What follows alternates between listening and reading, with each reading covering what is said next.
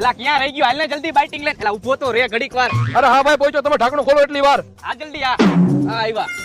બેહો. હાલો ખોલો ખોલો ભાઈ જલ્દી. એલા ભાઈ ખોલી તો નાખેલું જ છે, પણ આને ક્યાં હારે લઈ આવ્યો? અરે ભલે ને આવ્યો, તમે ભરો ને ભાઈ. આ મને કાઈ વાંધો નથી, પણ આવા પીતા નો ને ભેગા નો લઈ આવે. લે જલ્દી. લે ભાઈ પી.